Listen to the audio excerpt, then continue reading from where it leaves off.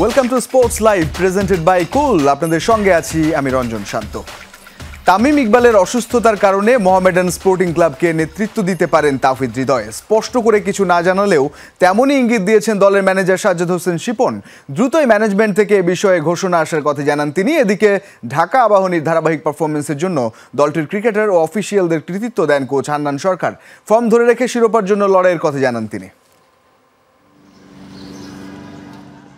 পবিত্র ঈদুল ফিতরের লম্বা ছুটির পর আবারও ব্যস্ততা বাড়ছে ঢাকা প্রিমিয়ার লিগে। রোববার থেকে মাঠে গড়াবে ডিপিএল এর নবম রাউন্ড। দীর্ঘ বিরতির পর মিরপুর একাডেমি মাঠে হাজির আবাহনী, মোহামেডান, প্রাইম ব্যাংক ও লেজেন্ডস অফ রূপগঞ্জ। অনুশীলনে নামার আগে নিজেদের মধ্যে ঈদের কুশল বিনিময়ে ব্যস্ত ছিলেন ক্রিকেটার ও কোচিং স্টাফরা। খেলার মাঝে অসুস্থতার কারণে এবারের আসর থেকে ছিটকে গেছেন মোহামেডানের অধিনায়ক তামিম ইকবাল, যে কারণে আলোচনায় তার জায়গায় কার কাঁধে উঠছে দলটির অধিনায়কত্বের দায়িত্ব। দলের ম্যানেজার সাজ্জাদ হোসেন শিপন বিষয়টি স্পষ্ট না করলেও ইঙ্গিত দিয়েছেন তাওহিদ হৃদয়ের দিকে। So far, Tawhid Hidayat have a great chance. A couple of games ও কন্ট্রোল করছে, মানে বাইরে থেকে ভিতরে আর কি, যখন তামিম বাইরে ছিল তখন করছে। সো তাহিদ হৃদয় পসিবিলিটি বেশি, সেটা ক্লাবের ডিসিশন, ক্লাব আমাদের জানাবে, আমরা সেই অনুযায়ী কিনবো। তারকা সমৃদ্ধ দল না গড়েও চলতি বিপিএলে দারুণ ফর্মে আছে আবাহনী লিমিটেড। 8 ম্যাচ খেলে 7 জয় 14 পয়েন্ট নিয়ে শীর্ষে অবস্থান করছে ঐতিহ্যবাহী ক্লাবটি। দলের এই কৃতিত্বের জন্য ক্রিকেটারদের পাশাপাশি অফিসিয়ালদের সহযোগিতাকে বড় করে দেখছেন কোচ হান্নান সরকার। চ্যাম্পিয়ন হওয়ার ক্ষেত্রেও আমি আবাহনীকে স্টেপ বাই স্টেপ কার সঙ্গে কীভাবে খেলবো সেটা সাজিয়েছি। সেই সাজানোর মধ্যে দিয়ে আমরা এগিয়ে যাচ্ছি। মাঠেও খুব বেশি আবাহনীর মানুষ হয়তো দেখেননি অফিসিয়ালদের কাউকে, যে জিনিসটা তারা আমাদের উপর সেই ভরসাটা রেখেছে এবং দায়িত্বটা দিয়েছে। তো চ্যাম্পিয়ন যদি হতে পারে আলহামদুলিল্লাহ, না হলেও আমার মনে হয় যে আমার ম্যানেজমেন্ট, টিম, প্লেয়ার আমরা সবাই হ্যাপি থাকবো। আমাদের যতটুকু লক্ষ্য যেটুকু সেটার দিকে থাকবো, বাট না হলে আমরা আনহ্যাপি হব না। বেশ হাঁকডাক দিয়ে দল গড়লেও কাঙ্ক্ষিত সাফল্য পাচ্ছে না লেজেন্ডস অফ রূপগঞ্জ। 8 খেলায় 4টি জয় ও 3 পরাজয়, 9 পয়েন্ট নিয়ে টেবিলের 6 নম্বরে আছে তারা। নিজেদের সামর্থ্য অনুযায়ী এখনও খেলতে পারেনি বলে মত কোচ মোহাম্মদ সোহেল ইসলামের। তবে পেছনে না তাকিয়ে সামনে এগিয়ে যাওয়ার তাগিদ দেন তিনি। এখনও পর্যন্ত আমার কাছে মনে হয় যে আমাদের ছেলেদের যে ম্যারিট, যে কোয়ালিটি, এখনও পর্যন্ত আমরা সেই ধরনের পারফরমেন্স এখনও আমরা শো করতে পারি না। কিন্তু সামনে এখনও অনেকগুলো খেলা আছে, তো ছেলেদেরকে আসলে আমরা সেভাবে এখন থেকে রেডি করব এই পরবর্তী ম্যাচগুলোর জন্য, যেন আমরা ভালোভাবে ব্যাক করতে পারি। ডিপিএলের এবারের আসরে শিরোপার দৌড়ে এখন পর্যন্ত এগিয়ে আছে আবাহনী। তবে ঐতিহ্যবাহী এই দলটিকে চ্যালেঞ্জ জানাতে প্রস্তুত গাজী গ্রুপ ক্রিকেটার্স ও মোহামেডান স্পোর্টিং ক্লাব। এই দুই দলের পয়েন্ট সমান 12 হলেও রান রেটে অবশ্য এগিয়ে আছে গাজী গ্রুপ। নাসিফ শুভ, যমুনা স্পোর্টস, ঢাকা।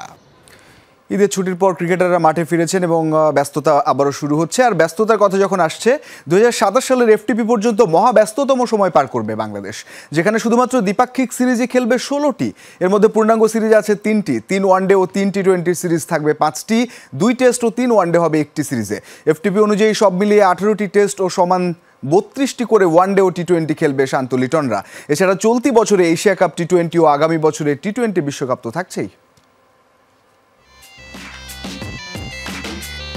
ঈদের ছুটি শেষ না হতেই বাংলাদেশের ক্রিকেটের ব্যস্ততম সূচির দেখা মিলেছে, যেখানে কোনো না কোনো সিরিজে খেলার মধ্যেই থাকতে হবে শান্ত লিটনদের। থাকছে এশিয়া কাপ টি20 আর টি20 বিশ্বকাপও। এছাড়া 16টি দ্বিপাক্ষিক সিরিজ তো আছেই, যা শুরু হবে চলতি মাস থেকেই। টাইগারদের ব্যস্ত ক্রিকেটের শুরুটা হচ্ছে ঘরের মাঠে জিম্বাবুয়ের বিপক্ষে 2 ম্যাচের টেস্ট সিরিজ দিয়ে। এরপর মে মাসে পাকিস্তানের মাটিতে 5 ম্যাচের টি20 সিরিজ খেলবে বাংলাদেশ। জুনে পূর্ণাঙ্গ সিরিজ খেলতে শ্রীলঙ্কা যাবে শান্ত তাসকিনরা। জুলাইতে ঘরের মাঠে পাকিস্তানকে আতিথ্য দেবে টাইগাররা, যেখানে 3 ওয়ানডে খেলবে তারা।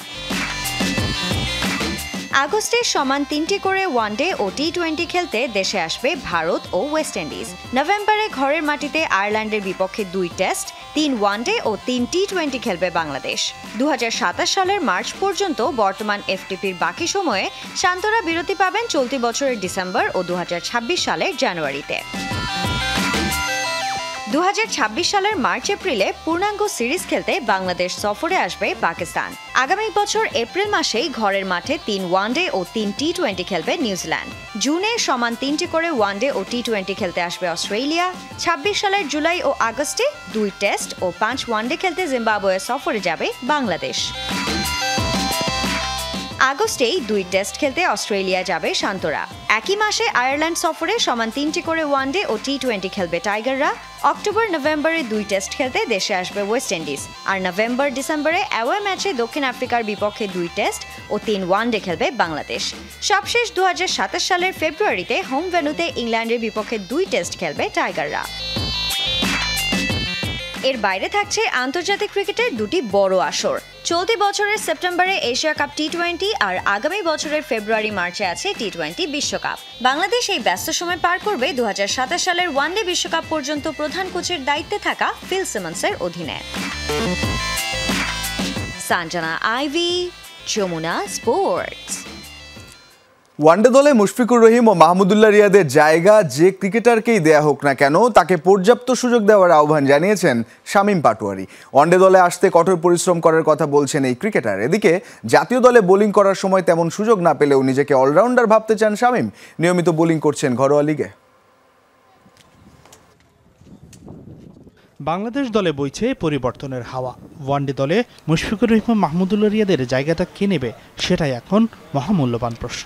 টি20 দল আর ঢাকা লিগে ভালো পারফর্ম করা শামীম পাটোয়ারি রিয়াদের জায়গা নেবার অন্যতম দাবিদার। তবে শামীম বলছেন এই 2 সিনিয়রের জায়গাটা যেই নিক না কেন তাদের যেন দেয়া হয় পর্যাপ্ত সুযোগ।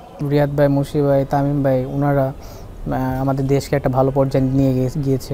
এখন ওনারা রিটায়ার করেছে। সো এখন আমাদের অপরচুনিটি আসছে। অবশ্যই আমরা চাবো যে ভালো পর্যায়ে নিয়ে যাওয়া। যে কেউ আসুক এখানে টাইম দিতে হবে, ওয়ার্কিং হার্ড অবশ্যই করতে হবে এইসব জায়গাতে। কারণ টপ লেভেলে যেতে হলে অবশ্যই ন্যাশনাল টিমে খেলতে হলে অন্যরকম মাইন্ড সেট আপ লাগবে। শামীম পাটোয়ারির মারকুটে ব্যাটিংয়ের দক্ষতাটা সবারই জানা, কিন্তু তিনি যে বেশ কার্যকরী অফ স্পিনার সেটা এখনও প্রমাণ করার সুযোগ পাননি জাতীয় দলে। তবে যুব দলে নিয়মিত বোলিং করতেন শামীম। এখনও সুযোগ পেলে ঘরোয়া ক্রিকেটে নিজের স্পিন দক্ষতা প্রমাণের চেষ্টা করেন চাঁদপুরের ওই ক্রিকেটার। তাই তো নিজেকে পুরোদস্তুর অলরাউন্ডারে ভাবতে চান শামীম। তবে ব্যাটিং বোলিংয়ের পাশাপাশি ফিল্ডিংও খুব বড় গুণ এই ক্রিকেটারের। দলের সেরা ফিল্ডারদের একজন শামীম। বোলিং করা হয় না যে একদমই তা না, প্রিমিয়ার লিগে কন্টিনিউ করা হচ্ছে, এখানেও ভালো হচ্ছে আলহামদুলিল্লাহ। আর হলো ন্যাশনাল টিমে করা হয়েছে মোটামুটি, ওইরকম সুযোগ হয় নাই। কারণ যদি মেন বোলাররা যখন ভালো করে দেয় তখন অবশ্যই ম্যাচের সিচুয়েশন অনুযায়ী অনেক সময় করতে হয় না। ডিজিটাল মাধ্যমের এই যুগে সামাজিক যোগাযোগ মাধ্যমে প্রায়শই ট্রলের শিকার হতে হয় ক্রিকেটারদের। ফিটনেস ইস্যুতে এমন তিক্ত অভিজ্ঞতা আছে শামীমেরও। আন্তর্জাতিক ক্যারিয়ারটা খুব বেশি লম্বা না হলেও সামাজিক যোগাযোগ মাধ্যমের এই সমালোচনাগুলো সামলাতে শিখেছেন এই ক্রিকেটার। বাইরের জিনিস ক্রিকেটারদের, নট অনলি ক্রিকেটার, প্লেয়ারদের এগুলো দেখাই উচিত না। মানুষ অনেক কথাই বলবে, সাধারণ মানুষ। তো এগুলো নিয়ে এত চিন্তা করার কিছু নেই। কারণ খারাপ হয়েছে আবার ভালো হবে, খারাপের পরেই তো ভালো সময় আসে। সো এগুলা আমি অত চিন্তা করি না। হাসিনুর রহমান, যমুনা স্পোর্টস, ঢাকা। যাচ্ছি ফুটবল প্রসঙ্গে। টানা 5ম মেয়াদে সাফের সভাপতি হতে বয়সের বাধা দূর করলেন কাজী সালাউদ্দিন। শ্রীলঙ্কায় অনুষ্ঠিত কংগ্রেসে পাশ হলো নতুন এই আইন। এখন শুধু বাফুফের অনুমোদন পেলেই আবারও বসবেন সাফের মসনদে। তবে সাবেক সরকারের আশীর্বাদ পুষ্ট সালাউদ্দিনের সেই স্বপ্ন পূরণ হবে না বলে বিশ্বাস দেশের কিংবদন্তি গোলরক্ষক আমিনুল হকের। সালাউদ্দিনের দীর্ঘদিনের দুর্নীতির সঠিক তদন্ত করে তাকে বিচারের আওতায় নিয়ে আসার আহ্বানও জানান বিএনপির এই ক্রীড়া বিষয়ক সম্পাদক। সাফের পরবর্তী নির্বাচন 2026 সালের মাঝামাঝি সময়ে, কিন্তু তার আগেই 5ম মেয়াদে সভাপতি হতে সব আয়োজন সম্পন্ন করে ফেলেছেন বাফুফের সাবেক সভাপতি কাজী সালাউদ্দিন। বয়সের যে বাধায় আটকে ছিলেন সালাউদ্দিন সেটিও নিজের পক্ষে নিয়ে আসলেন শ্রীলঙ্কায় অনুষ্ঠিত সাফ কংগ্রেসে। এখন অপেক্ষা শুধু বাফুফের অনুমোদনের। যে টিকিট পেলে আবারও সাফের সভাপতি হতে আর কোনো বাধা থাকবে না গেল 16 বছর দেশের ফুটবলের শীর্ষ পদ আঁকড়ে রাখা সালাউদ্দিনের। তবে সেটি যে সহজ হবে না তার বার্তায় দিয়ে রাখলেন আরেক সাবেক অধিনায়ক ও বিএনপির ক্রীড়া বিষয়ক সম্পাদক আমিনুল হক। সেই কাজী সালাউদ্দিন যদি আবারও সেই ফুটবল ফেডারেশনের অনুমতি সাপেক্ষে যদি তিনি সাফের মতো জায়গায় প্রেসিডেন্ট হন, তাহলে এটা আমাদের জন্য দুর্ভাগ্যের হবে। যেই যুদ্ধ করেছি গত 17 বছর, সেই স্বৈরাচারদেরকে এখনও আমরা পুনর্বাসন করার চেষ্টা করছি, সেটা আমাদের জন্য দুর্ভাগ্যজনক। এর আগে টানা 4 মেয়াদে বাফুফে সভাপতি পদে ছিলেন কাজী সালাউদ্দিন, কিন্তু দেশের পরিবর্তিত অবস্থায় ঘোষণা দিয়েও শেষ পর্যন্ত সবশেষ নির্বাচন থেকে সরে দাঁড়ান তিনি। সভাপতি পদে তাবিদ আওয়াল নির্বাচিত হলেও কমিটির বাকি কর্তাদের অনেকেই সালাউদ্দিনের পুরনো অনুসারী, আর এ নিয়েই শঙ্কা আমিনুল হকের। কাজী সালাউদ্দিনের রেখে যাওয়া এই কমিটি শুধু এখানে আমাদের 2-1 পরিবর্তন হয়েছে এবং মানে আওয়ামী লীগের অনেক লোকজন এখানে ইনভলভ রয়েছে সরাসরি, যারা আওয়ামী লীগের দোসর হিসেবে কাজ করেছে। আমি আমাদের যে ক্রিয়া উপদেষ্টা রয়েছে আমি তার দৃষ্টি আকর্ষণ করব। ইতিমধ্যে তার সাথে আমার মিটিং হয়েছিল, তাকে আমি কয়েকবার বলেছি যে আওয়ামী লীগের দোসরদেরকে রেখে কখনোই বাংলাদেশের ফুটবলকে বা বাংলাদেশের ক্রীড়াঙ্গনকে আপনি কখনোই পরিবর্তন করতে পারবেন না। বাফুফের সভাপতি পদে নিজের 16 বছরে অধিকাংশ সময়ই বিতর্কিত ছিলেন কাজী সালাউদ্দিন। দুর্নীতির অভিযোগে মুখোমুখি হয়েছিলেন দুদকের, কিন্তু সাবেক সরকারের আশীর্বাদে তা ধোপে টেকেনি। কাজী সালাউদ্দিন যে দুর্নীতির সাথে জড়িত রয়েছে তাকে দুদক কয়েকবার ডেকেছে, তিনি সেই শেখ পরিবারের বাহানা দিয়ে বারংবার তিনি পার পেয়ে গেছেন। এখন পর্যন্ত তিনি বহাল তবিয়তে ঘুরে বেড়াচ্ছেন। আমার এটা বোধগম্য হয় না। বাট আমি একজন ফুটবলার হিসেবে, একজন ক্রীড়াঙ্গনের একজন মানুষ হিসেবে আমি চাইব যে ভবিষ্যতে ক্রীড়াঙ্গনে যারা যারা যেখানে দুর্নীতি করেছে সকলেকেই আইনের আওতায় এনে তাদের বিচার করা হবে। তবে সাফের সভাপতি পদে নির্বাচিত হওয়ার চেষ্টা শেষ পর্যন্ত বিফলে যেতে পারে সালাউদ্দিনের। ভোটিং পাওয়ার না থাকায় এএফসি নির্বাচনে ভূমিকা রাখার সুযোগ নেই তার। সেই হিসেবে বাফুফের পাশাপাশি সাফের নতুন সভাপতি হওয়ার পরিকল্পনা করতেই পারেন দাভিদ আউয়াল। সেই জায়গাটি যদি আমরা শুরু করতে পারি সেটি আমি রাতারাতি পারবো না। মুদ্রা বিন তারেক, যমুনা স্পোর্টস, ঢাকা। আবারও ক্রিকেট, থামছেই না 22 গজে পাকিস্তানের ভরাডুবি। টি-20-র পর এক ম্যাচ বাকি থাকতেই নিউজিল্যান্ডের কাছে ওয়ানডে সিরিজ হেরেছে বাবর রিজওয়ানরা, আর তাতেই চটেছেন সাবেক পাক ক্রিকেটার বাসিত আলী। দলকে খোঁচা দিয়ে বাসিত বলেছেন, তৃতীয় ম্যাচটা না খেলে পাকিস্তানের বলা উচিত, তোমরা জিতে গেছো, আমাদের বাড়ি যেতে দাও, বাড়ির জন্য আমাদের মন কাঁদছে। অন্যদিকে পাকিস্তান দলে কোনো একতা নেই এমন বিস্ফোরক মন্তব্য করেছেন দলের অলরাউন্ডার ফাহিম আশরাফ। প্রথমে নিউজিল্যান্ড, এরপর ভারত। চ্যাম্পিয়ন্স ট্রফির প্রথম 2 ম্যাচ হেরেই সবার আগে আসর থেকে ছিটকে যায় পাকিস্তান। অথচ স্বাগতিক দেশ হিসেবে চ্যাম্পিয়নের মুকুট ধরে রাখার হুঙ্কার দিয়েছিল পাকিস্তান। মাঠের পারফরমেন্সে চ্যাম্পিয়ন্স ট্রফির সেই ধাক্কা এখনও সামলে উঠতে পারেনি পাকিস্তান। উল্টো প্রতিনিয়ত নিচের দিকে নামছে 22 গজে বাবর রিজওয়ানদের গ্রাফটা। মার্চের 16 তারিখ থেকে শুরু হয়েছে নিউজিল্যান্ড ও পাকিস্তানের মধ্যকার 5 টি-20 ও 3 ওডিআই ম্যাচের সিরিজ। প্রতিশোধ নিতে গিয়ে কিউইদের মাটিতে নাকানি চুবানি খাচ্ছে সালমান আগা, মোহাম্মদ রিজওয়ানরা। 5 ম্যাচের টি-20 সিরিজে একটি মাত্র ম্যাচে জয়ের দেখা পেয়েছে পাকিস্তান, বাকি 4টিতেই সফরকারীদের উড়িয়ে দিয়েছে ব্ল্যাক ক্যাপরা। টি-20-র পর ওয়ানডে সিরিজেও হারের বৃত্ত থেকে বেরোতে পারেনি পাকিস্তান। প্রথম ম্যাচে 73 আর দ্বিতীয় ম্যাচে 84 রানের বড় ব্যবধানে হেরেছে রিজওয়ানের দল। প্রথম ম্যাচে 78 রান করা বাবর আর 58 রান করা সালমান আগা ছাড়া হাসেনি কারো ব্যাট। দ্বিতীয় ম্যাচে ফাহিম আশরাফ ও নাসিম শাহ ভালো ব্যাট করলেও বাকিদের ব্যর্থতায় হারতে হয়েছে পাকিস্তানকে। টি-20-র পর ওয়ানডে সিরিজও হাতছাড়া। হ্যামিল্টনের দ্বিতীয় ওয়ানডে হারার পর বিস্ফোরক মন্তব্য করে বসেছেন দলের অলরাউন্ডার ফাহিম আশরাফ। তার দাবি, পাকিস্তান দলে একতা নেই। ফাহিমের মতে, দলের সবাই শুধু নিজের খেলাটাই খেলে, দল হিসেবে একে অপরের পাশে থাকে না, আর এ কারণে জয় বঞ্চিত হচ্ছে দল। অন্যদিকে নিউজিল্যান্ড সফরে বিবর্ণ এই পাকিস্তানকে দেখে প্রচণ্ড হতাশ দেশটির সাবেক ক্রিকেটার বাসিত আলী। চাপের মুখে ব্যাটারদের ভেঙে পড়ার বিষয়টি নিয়ে কড়া সমালোচনা করেছেন এই সাবেক। বাসিতের দাবি, পাকিস্তান দল দেশের সাথে প্রতারণা করছে। এই পাকিস্তানকে অচেনা মনে হচ্ছে সাবেক এই ক্রিকেটারের কাছে। পাকিস্তান দলকে খোঁচা দিয়ে তিনি বলেছেন, তৃতীয় ম্যাচটা না খেলে পাকিস্তানের বলা উচিত, তোমরা জিতে গেছো, তাই আমাদের বাড়ি যেতে দাও, বাড়ির জন্য আমাদের মন কাঁদছে। রঞ্জন শান্ত, যমুনা স্পোর্টস। মাদকদ্রব্য বহনের অভিযোগে বার্বাডোসের বিমানবন্দরে আটক হলেন কানাডা ক্রিকেট দলের অধিনায়ক নিকোলাস কার্টন। আপাতত পুলিশি হেফাজতেই রাখা হয়েছে ক্যারিবিয়ান বংশোদ্ভূত এই ক্রিকেটারকে। সর্বশেষ টি-20 বিশ্বকাপে ভারত ও পাকিস্তানের সঙ্গে একই গ্রুপে ছিল কানাডা, সেই দলে ছিলেন কার্টন। কানাডা থেকে জন্মভূমি বার্বাডোসে যাচ্ছিলেন তিনি। বার্বাডোস বিমানবন্দরে তার সঙ্গে প্রচুর পরিমাণে ক্যানাবিস বা গাঁজা পাওয়া গেছে, যার জেরে স্থানীয় পুলিশ তাকে আটক করেছে। আন্তর্জাতিক গণমাধ্যমের খবরে বলা হচ্ছে, বার্বাডোসের গ্র্যান্টলের অ্যাডামস বিমানবন্দরে নিকোলাসের সঙ্গে 20 পাউন্ড বা 9 কেজি ক্যানাবিস পাওয়া যায়। দেশটির নিয়ম অনুযায়ী 57 গ্রাম পর্যন্ত গাঁজা থাকলে আইনগত দণ্ডনীয় বলে ধরা হয় না। এই বিষয়ে কানাডার ক্রিকেট সংস্থা থেকে বলা হয়েছে, তারা পরিস্থিতির দিকে নজর রাখছেন। ক্রিকেট কানাডা চায় গোটা ঘটনায় যেন স্বচ্ছতা থাকে। মৌসুম শেষেই ম্যানচেস্টার সিটি ছাড়বেন কেভিন ডি ব্রুইনা। সামাজিক যোগাযোগ মাধ্যমে দেওয়া এক বিবৃতিতে মৌসুম শেষেই ইতিহাদ ছেড়ে যাওয়ার ঘোষণা দিয়েছেন কিংবদন্তি বেলজিয়াম মিডফিল্ডার। 2015 সালে সিটিতে যোগ দেওয়া 33 বছর বয়সী এই মিডফিল্ডার গত 10 বছরে সিটির হয়ে জিতেছেন 6টি প্রিমিয়ার লিগ, 1টি চ্যাম্পিয়ন্স লিগ, 2টি FA কাপ ও 5টি লিগ কাপ। ম্যানচেস্টার সিটির সঙ্গে তার বর্তমান চুক্তি শেষ হবে এবছরের 30 জুন। গুঞ্জন ছিল সেই চুক্তি আর নবায়ন করতে চান না কেভিন ডি ব্রুইনা। সিটিও আসলে খুব একটা আগ্রহ দেখায়নি ডি ব্রুইনাকে রাখতে। নতুন করে দলটাকে পুনর্গঠন করতে চান সিটি কোচ পেপ গার্দিওলা।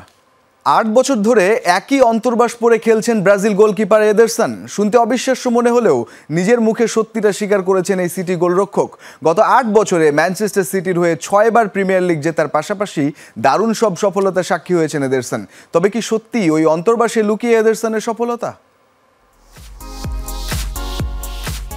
কোনো বিশ্বাস কিংবা অভ্যাস অযৌক্তিক হলেও যখন মনে ধরা দেয় সফলতার কারণ হিসেবে, তখন চোখ বন্ধ করে সেগুলোকে মেনে চলেন অনেকেই। যতই সেসব কুসংস্কার বলে উড়িয়ে দিক সাধারণ মানুষ, সেই অন্ধবিশ্বাসেই সফলতার দেখা পায় তারকা খেলোয়াড়রা। এই যেমন ব্রাজিলের অনন্য ফুটবল তারকা রোনাল্ডোর কুসংস্কার ছিল মাঠে ঢোকার সময় প্রথমে ডান পা ফেলা।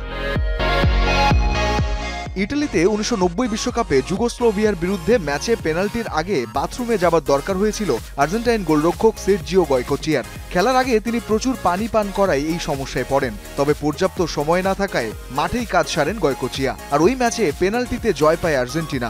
এরপর ওই বিশ্বকাপের সেমিফাইনালেও ইটালির বিপক্ষে পেনাল্টিতে গড়ায় আর্জেন্টিনার ম্যাচ।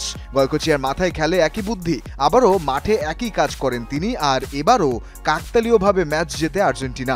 পরে এক সাক্ষাৎকারে গয়কোচিয়া বলেছিলেন তিনি এমনভাবে কাজটা করতেন যে কেউ তা বুঝতে পারত না। ক্রিকেটেও একই জায়গায় বসে ম্যাচ দেখা কিংবা টিম বাসের একই সিটে বসে ম্যাচ খেলতে আসা থেকে শুরু করে বলে চুমু খাওয়া, সফলতার জন্য অসংখ্য বিশ্বাসের গল্প আছে খেলোয়াড় ভেদে। তবে এবার ব্রাজিলের গোলরক্ষক এদারসন যে গল্প শোনালেন, তাতে আপনি হাসবেন না কাঁদবেন তা নিতান্তই আপনার ব্যাপার। বিবিসির ফুটবল ফোকাস অনুষ্ঠানে এদারসন জানিয়েছেন তার মাত্র একটি কুসংস্কারই আছে, আর তা হলো তিনি প্রতি ম্যাচেই একই অন্তর্বাস পরে খেলেন। শুনেই চোখ কপালে ওই শোয়ের সঞ্চালক ম্যানচেস্টার সিটির সাবেক গোলকিপার শে গিভেনের। একটু অবাক হয়ে গিভেন পাল্টা প্রশ্ন করেন, পুরো মৌসুমের জন্য একটি অন্তর্বাস? এদারসন এবার আরও অবাক করে জানান, পুরো মৌসুম নয়, 8 বছর ধরে একই অন্তর্বাস পরে খেলতে নামেন তিনি। এবার মজা করেই গিভেন বলে ওঠেন, সেটা তো তাহলে খুব একটা ভালো অবস্থায় নেই। 80 years the same box. No way. Yeah. They must be not in good shape. Portuguese club Benfica থেকে 2017 সালে সিটিতে যোগ দেন এদারসন। গত 8 বছরে সিটির হয়ে 6 বার প্রিমিয়ার লিগ জেতার পাশাপাশি 4 বার লিগ কাপ, 2 বার FA কাপ ও 1 বার করে champions league, UEFA super cup ও ক্লাব বিশ্বকাপ জিতেছেন এদারসন। তবে কি সত্যি ওই অন্তর্বাসে লুকিয়ে এদারসনের সফলতা? রঞ্জন শান্ত, যমুনা স্পোর্টস। এই ছিল আজকের স্পোর্টস লাইভে। এতক্ষণ সঙ্গে থাকার জন্য ধন্যবাদ সবাইকে।